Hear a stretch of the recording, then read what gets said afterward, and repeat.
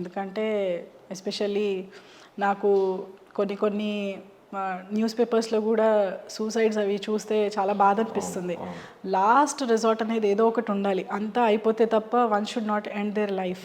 అది రోగాలు వచ్చి ఏజ్ అయిపోయి అది వేరు, అండ్ ఫ్యామిలీస్ ఉన్నప్పుడు ఏమీ చేయలేని పరిస్థితుల్లో చేతులు ఎత్తేసి చనిపోతున్నారు అంటే మన వెనక ఉన్న ముగ్గురు మనని నమ్ముకున్న వాళ్ళు ఏమైపోతారు అని ఒక ఆలోచన ఎప్పుడూ ఉండాలనిపిస్తుంది.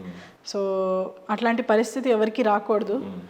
మనం చేయగలిగింది మనం చేయాలి కాబట్టి అందరినీ తట్టి అడుగుతూనే ఉంటాం. అండ్ ఇప్పటికీ కూడా నేను జనరల్గా మా సొసైటీలో నా చుట్టుపక్కల ఉన్న వాళ్ళని సపోజ్ ఒకరోజు మా పక్క వాళ్ళు కానీ ఎవరైనా తలుపు తీయకపోయినా నేను వెళ్ళి తలుపు కొట్టి అంతా బాగానే ఉందా, మీరు నిన్న కనపడలేదు అని అడుగుతాను అనమాట. So just to ensure that you know ఇప్పుడున్న ప్రపంచంలో అండి పక్కన ఎవరుంటారు, పక్కన వాళ్ళు ఏం చేస్తున్నారు అని ఆలోచించే టైం కూడా ఉండదు. సర్లే వాళ్ళ బతుకు వాళ్ళది మనకెందుకు అని. అలా కాదు. ఐ థింక్ మనం సొసైటీ అంటే మీనింగ్ అదే కదా. We have to be cooperative to each other, coordinate with each other, and కలిసి సంఘం అనేది కలిసి నలుగురు మనుషులు బతకడమే.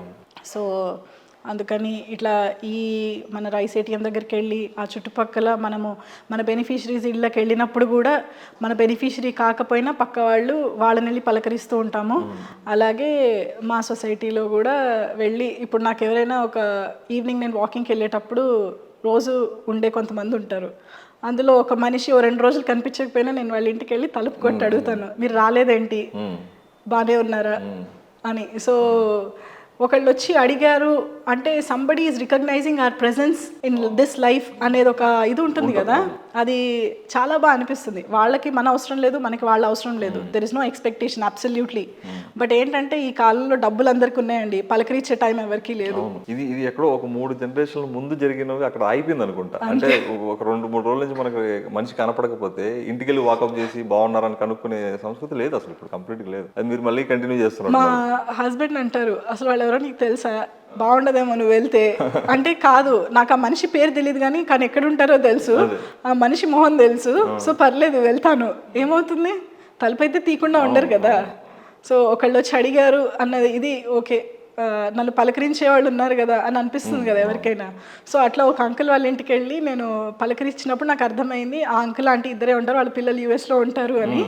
ఆవిడకి 3 రోజుల నుంచి ఒంట్లో బాగాలేదు, అందుకని ఆయన కిందకి దిగట్లేదు అని తెలిస్తే నేను వెళ్ళి కాసేపు వాళ్ళ ఇంట్లో వెళ్ళి మాట్లాడితే వాళ్ళ అబ్బాయి యూఎస్ నుంచి ఫోన్ చేసి నా నెంబర్ తీసుకుని మాట్లాడారు అనమాట. ఇట్లా యశస్విని గారు, thank you so much for extending your support, you know my parents never thought that somebody will just walk in and check about them.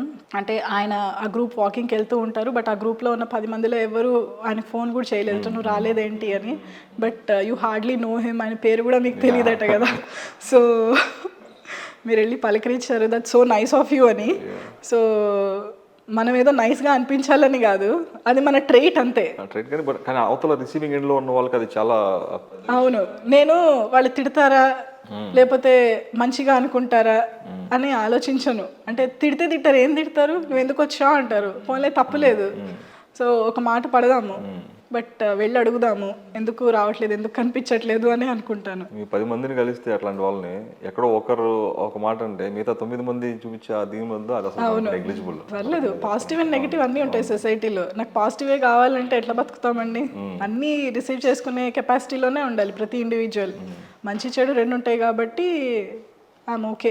మనకి ఏమీ జీవితం ఎప్పుడు కూడా బెడ్ ఆఫ్ ద రోజెస్, నేను చిన్నప్పటి నుంచి కష్టం లేకుండా నన్ను ఎవరు తిట్టలేదు అన్న దీంతో వెళ్ళలేదు కదా. ఇప్పుడు ప్రాజెక్ట్ రిషా రైస్ ఏటీఎం విషయంలో కూడా చాలామంది చాలా అనుకున్నారు, you know maybe there is something that expectation ఏదో ఉంది అందుకని, లేకపోతే ఎవరు ఇంత ఖర్చు పెట్టి ముందరికి వెళ్తారు, ఇంత చెయ్యాలి అని ఎవరు అనుకుంటారు అని. బట్ అందరికీ తెలియదు ఏంటంటే అసలు ఎక్స్పెక్టేషన్ ఏమీ లేదు, అనుకుంటే అనుకున్నారు, అదే అనుకున్నాము.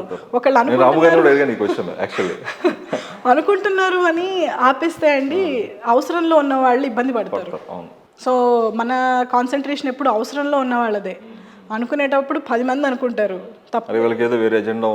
పోన్లేండి తప్పులేదు, ఎజెండా అనుకుంటారు, తప్పులేదు. సో ఏంటి అంటే అవసరంలో ఉన్న వాళ్ళని వీళ్ళ 10 మంది గురించి ఆలోచిస్తే అక్కడ అవసరంలో ఉన్న 100 మందిని మనం మిస్ చేసుకుంటున్నాము. యశస్విని గారు, అంటే ఎందుకంటే మనం ఇప్పుడు మీకు సొసైటీలో మనం చూస్తుంది కూడా చెడు చేసే వాళ్ళని ఎవడు క్వశ్చన్ చేయడండి. ఏదన్నా మంచి చేద్దాం అన్న ఆలోచన చేసుకుని ముందుకెళ్ళే వాళ్ళనే ఎక్కువ వెనక్కి లాగుతారని ట్రై చేస్తారు. అవును. సో అవునండి, చెడు చేసేవాళ్ళని ఎందుకు క్వశ్చన్ చేయాలంటే ఒకటి భయం. మంచి చేసేవాళ్ళని ఎందుకు క్వశ్చన్ చేస్తారు అంటే నేను చేయలేనిది వీళ్ళు చేస్తున్నారు ఏంటి అని కూడా అయ్యి ఉండొచ్చు. సో తప్పలేదండి, అంటే లాగడానికి చాలామంది ప్రయత్నించారు, అంటే లాగిన వెనక్కి వెళ్ళలేము, అది ముందరికెళ్ళే ధైర్యం మనకుంది అని మాకు కూడా అర్థమైంది. మీరు ఇందాకన్నా పాజిటివ్ నెగిటివ్ ఏదైతే ఉందో, నెగిటివ్ కూడా చాలా మంది మిమ్మల్ని కూడా అడుగుంటారు కదా చాలా మంది, అంటే ఇది స్టార్ట్ చేసినప్పుడు ఇట్లా ఎందుకు నీకు ఇవన్నీ, హ్యాపీగా మంచి కంపెనీ ఉంది, హ్యాపీ లగ్జరియస్ లైఫ్ ఉంది సొసైటీలో, ఎందుకు ఎన్ని హెడేక్ అని మీతో కూడా చాలా మంది you are keeping your family at risk. ఎందుకంటే హెల్త్ విషయంలో ఆ టైంలో నాకు కూడా 2 సార్లు కోవిడ్ వచ్చింది, ఒకసారి నేను హాస్పిటలైజ్ అయ్యాను. బట్ వీళ్ళందరి దువా, వాళ్ళ బ్లెస్సింగ్సే it help me to survive and come back. So లాగుతారండి, అది వాళ్ళు లాగినా ముందరికి వెళ్ళగలము అన్న విషయం మాకు అర్థమైంది ఇట్లా వీళ్ళు లాగినప్పుడే.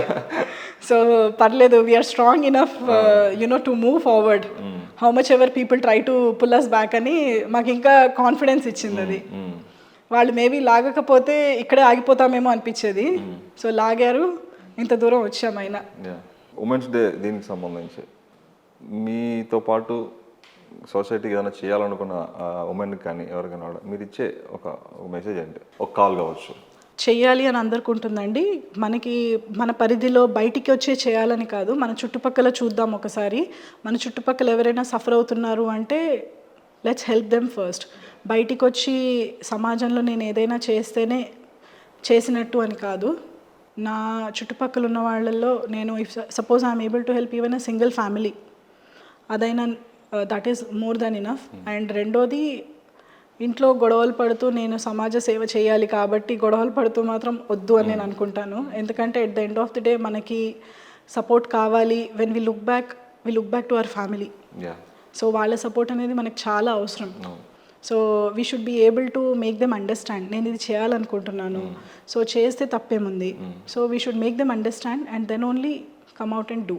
And all of us, as, women అనేది ఇప్పుడు చెప్తారు కదా, ఒక అబ్బాయి చదువుకుంటే ఆ ఇంటికి ఇట్ విల్ హెల్ప్, బట్ ఒక ఫీమేల్ చదువుకుంటే ముందరికి వస్తే అది సొసైటీకి it will take the society to next level. So నాలాగా చేస్తున్న వాళ్ళందరికీ అయితే like huge respect to them. ఎందుకంటే నాకన్నా చేస్తున్న వాళ్ళంతా they are like my inspiration.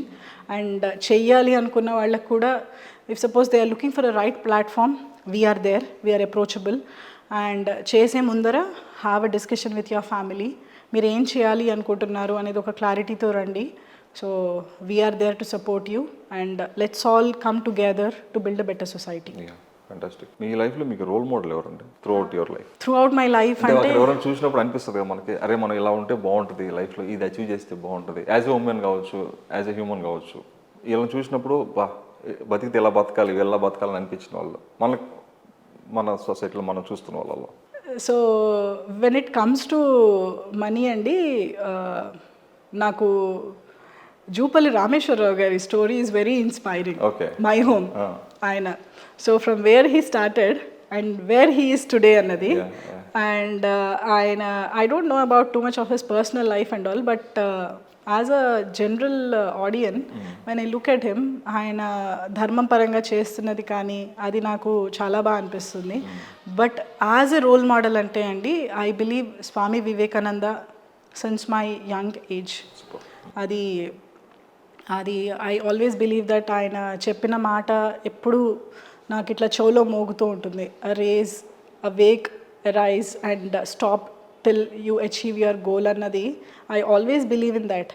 And Covid టైంలో ఆగిపోతున్నాము అనిపించినప్పుడు, ఆ మాటలు తలుచుకుని ముందరికి వెళ్ళలేకపోతున్నాము అనుకున్నప్పుడు, ఐ థింక్ మేబీ స్వామి వివేకానందనే హీ షోడ్ సమ్మన్ లైక్ రాము దోసపాటి గారు. And till date it's taking me there. So I always believe in that line of Swami Vivekananda and I follow his teachings అండి.